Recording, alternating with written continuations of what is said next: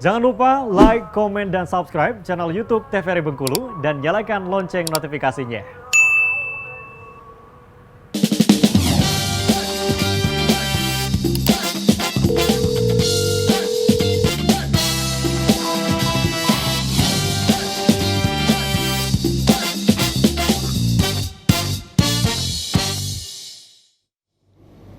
Baik pemirsa TVRI Bengkulu, kembali lagi di Dokter Kito bersama Kito Sehat bersama dengan Dokter Putri dan juga Dokter Junia dalam tema malaria. Silakan Dokter Junia dilanjutkan presentasi dan juga pembahasan berkenaan dengan tema kita hari ini yaitu penyakit malaria. Oke, kita tunggu dulu slide-nya. Sebenarnya malaria ini sangat padat ya materinya. Cuman akan saya filter-filter yang mana kira-kiranya itu yang paling dibutuhkan dan mudah dimengerti oleh masyarakat luas begitu. Oke, malaria ya, next. Tadi sebagian di awal diagnosis epidemiologi sudah dijelaskan oleh Dokter Putri. Saya akan melanjutkan untuk cara mendiagnosisnya. Nah, untuk cara mendiagnosisnya itu ada banyak cara dan itu lumayan panjang prosesnya. Kompleks ya? Kompleks begitu. Jadi yang cukup diketahui oleh masyarakat luas adalah yang pertama tujuan untuk mendiagnosis malaria itu sendiri. Karena tidak bisa semua demam, semua akibat nyamuk itu kita tembak menjadi malaria begitu. Karena demam sendiri nanti akan banyak diagnosis bandingnya. Pertama tujuan kita untuk mendiagnosis malaria itu adalah untuk mendapatkan pengobatan secara tepat dan cepat. Nanti ini ada alasannya di belakang ya. Yang kedua mencegah kematian akibat malaria.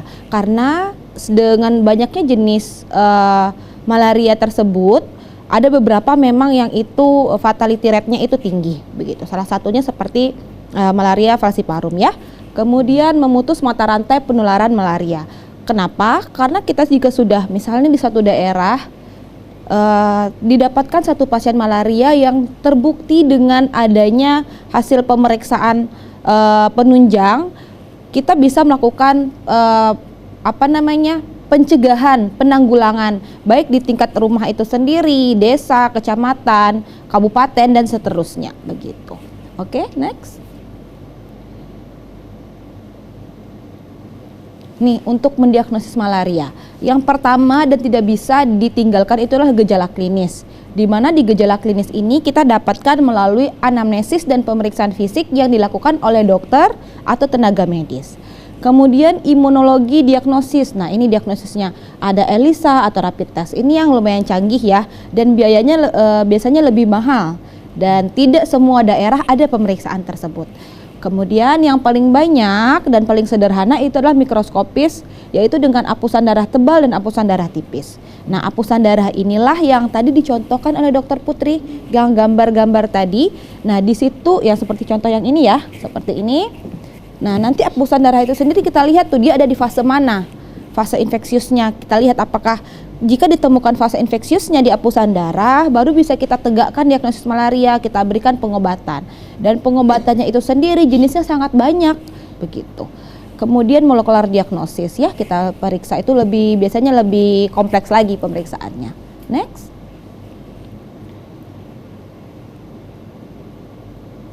Oke, gejala klasik malaria.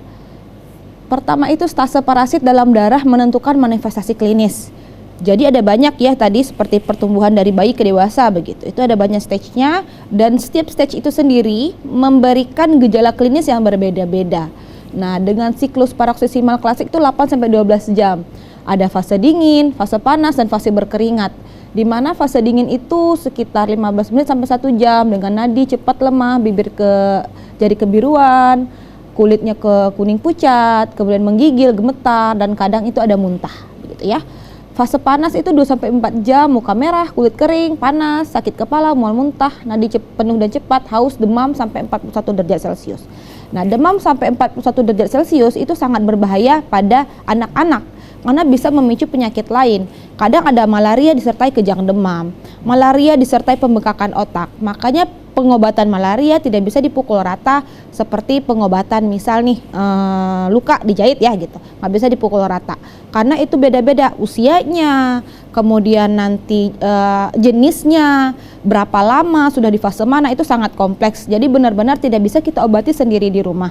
Ini yang harus saya note karena kebanyakan masyarakat kita Aduh saya demam nih, menggigil, aduh malaria ini pasti, minum obat malaria sendiri, minum pil kina sendiri.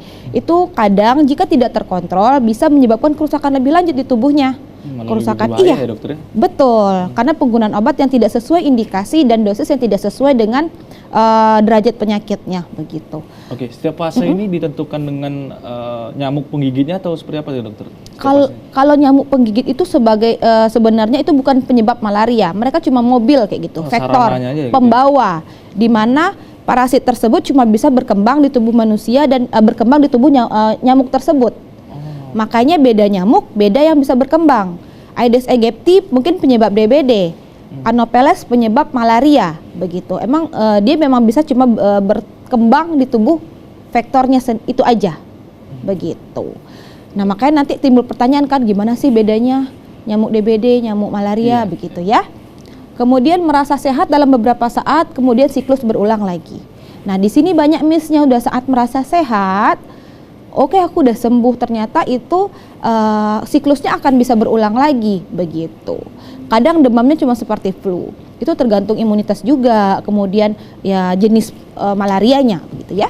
Next, ini gambaran saja ya, agar masyarakat tidak, lah saya ini kok di itu ya rapid test saya COVID ya gitu. Ternyata enggak, rapid test itu ada banyak sekali dan banyak penyakit yang alatnya itu menggunakan rapid test, walaupun di dalam itu ternyata yang dideteksi itu berbeda-beda, begitu. Ternyata di malaria rapid testnya juga seperti ini. Mungkin kita sudah sering itu ya karena COVID ya, sering ternyata bentuknya sama, begitu. Ini rapid testnya untuk malaria. Next. Ada rapid testnya. Kalau ini sediaan apusnya, ada apusan darah tipis, ada apusan darah tebal, mikroskopis ya. Berarti memang tidak bisa dilakukan tanpa ada laboratorium tersendiri atau orang yang kompeten di bidangnya. Next. Nah ini tata laksana. Seperti yang saya jelaskan tadi, mungkin tata laksananya untuk orang medis itu akan sangat panjang dan detail. Tapi kan tidak mungkin saya jelaskan di sini karena pertama sulit dipahami, yang kedua itu menimbulkan resiko nanti masyarakat malah berusaha beli sendiri.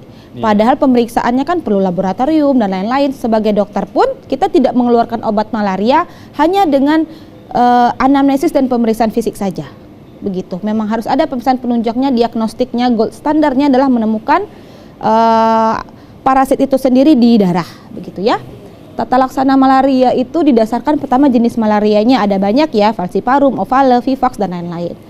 Kemudian adanya komplikasi atau tidak, ini mempengaruhi berat ringannya. Misalnya ada komplikasi kejang demam, itu berbeda tata laksananya dengan malaria biasa saja yang masih sehat, pasiennya cuma demam saja, itu berbeda. Sampai ada pembengkakan otak, kemudian sampai ada kelumpuhan itu ada. Itu berbeda tata laksananya. Kemudian derajat keparahan malaria yang seperti dijelaskan tadi ya, komplikasi itu biasanya saat ada komplikasi biasanya keparahannya meningkat. Kemudian pada ibu hamil, anak-anak dan dewasa itu dosisnya juga berbeda. Gitu. Ada hitungannya tersendiri. Jadi nanti jangan sampai adiknya malaria berobat ke dokter, dikasih obat, terus emaknya ibu bapaknya malaria lagi. Sama gitu, dia samain itu nggak bisa. Begitu. Akhirnya nanti bisa meningkatkan resistensi obat terhadap penyakit malaria ini sendiri, begitu. Next. Ini kemoprofilaksis. Oke, kemo. Kalau dari kata-katanya apakah ini berhubungan dengan kanker? Bukan. Ini maksudnya adalah pencegahan saat kita datang ke daerah tadi yang dijelaskan Dokter Putri berwarna coklat ya. Ada coklat, kuning, kuning tua, kuning muda. Iya, Bengkulu malah lebih agak gelap dibandingkan dengan daerah-daerah lainnya di Sumatera bahkan. Iya, lumayan. Itu dua terbawah ya. Maksudnya kalau untuk daerah yang gelap yang sangat endemis, itu ada di daerah-daerah timur seperti Papua, Papua Barat, Maluku, NTT ya. Nah, jadi kemoprofilaksis itu sendiri penggunaan obat-obatan anti malaria dengan dosis tertentu, dengan keadaan pasien tertentu, misalnya anak-anak beda, dewasa beda, ibu hamil beda. Sebelum individu itu pergi ke daerah yang endemik malaria. Oke, ini contoh daerah endemik telah dijelaskan oleh Dokter Putri. Nah, untuk jenisnya obatnya sendiri itu disesuaikan dengan daerahnya. Apakah masih sensitif terhadap obat anti malaria atau tidak? Nanti daerah sensitif dan non sensitif itu obatnya berbeda juga. Juga disesuaikan dengan keadaan pasien. Maksudnya itu adalah apakah dia ibu-ibu atau anak-anak ya, atau ibu hamil. Nah, disarankan berkonsultasi ke dokter 3 sampai 6 bulan sebelum bepergian. Karena obatnya sendiri itu diminum beberapa minggu sebelum pergi, dan ada juga yang nanti sampai beberapa minggu setelah masih di sana, dan kadang kalau memang pepergiannya sebentar itu sampai pulang ke sini masih diminum lagi. Begitu. Next. Nah, ini edukasinya yang perlu masyarakat ketahui. Pertama, jangan self diagnose malaria, ini yang paling penting. Begitu, karena itu sangat panjang ya tadi ya, selain pemeriksaan dokter, penunjang dan lain-lain. Iya, dan gejala yang ditimbulkan juga berbeda-beda. Iya, berbeda-beda juga. Iya. Setelah itu hindari konsumsi obat anti malaria tanpa resep dokter. Seperti dijelaskan tadi ya, selain bisa berefek buruk untuk tubuhnya sendiri, kadang nanti bisa menyebabkan resistensi dan itu tidak sesuai dengan keadaan yang dialami. Lakukan tindakan pencegahan dalam penyebaran nyamuk. Ini untuk tindakan pencegahannya bisa kita lihat di next slide-nya. Ini pencegahannya ini beberapa ya. Pencegahan lain itu seperti menjaga kebersihan, baju jangan digantung, tapi intinya sama. Yang pertama itu kalau memang pergi ke daerah yang banyak nyamuknya, itu gunakan lotion anti nyamuk, sampah, dan barang-barang yang kira-kiranya bisa jadi tempat berkembangnya nyamuk itu kita timbun. Seperti sampah ya, kita timbun. Kalau memang tidak bisa dihindari, misalnya di daerah endemik ya gunakan kelambu gitu untuk menghindari gigitan nyamuk. Nah, selebihnya itu intinya jaga kebersihan, karena nyamuk itu berkembang di daerah yang kotor dan basah dan lembab begitu. Next. Mungkin sekian saja untuk penjelasan malarianya. Oke. Oke, terima kasih Dokter Junia. Oke. Berkaitan dengan penjelasan tadi sudah dijelaskan juga. Jadi dari penjelasan tadi saya sedikit ingin bertanya ya Dokter. Karena di wilayah timur kan ini dia sudah endemik gitu, dan tingkat kerentanannya berarti lebih tinggi dibandingkan daerah lain di Indonesia. Iya. Apakah ada faktor alamnya juga, ada juga faktor lainnya yang mempengaruhi sehingga di wilayah timur itu lebih tinggi tingkat resistensi yang dibanding dengan wilayah barat di Indonesia? Iya. Dokter Putri, dokternya silakan. Oke, boleh ya, saya coba menjawab. Kalau secara faktor alam, iya benar ya. Malaria itu sendiri kalau dibedah katanya itu terdiri dari mal sama area ya. Mal itu artinya buruk atau tidak baik, area itu artinya udara. Jadi memang pada awalnya itu ditemukan ketika di daerah-daerah yang kondisi udaranya itu dalam keadaan yang tidak baik ya, tercemar. Dan juga paling sering itu ditemukan di daerah yang rawa-rawa begitu. Jadi mungkin yang hutannya masih banyak, yang masih banyak hutannya, masih banyak sungai, yang masih kalau kita bilang tuh kayak mungkin belum terlalu banyak manusianya, belum terlalu terjamah. Kalau kayak di daerah-daerah perkotaan kan mungkin hutan-hutannya sudah mulai hilang, sudah mulai berkurang. Nah, jadi kalau untuk faktor alam, ya memang ada untuk banyaknya nyamuk yang berkembang di daerah tersebut. Oke, Dokter. Mungkin kita akan bincang-bincang lebih lanjut lagi di segmen selanjutnya, Dokter Junia dan juga Dokter Putri. Pemirsa jangan kemana-mana, tetap di Dokter Kito, bersama Kito Sehat.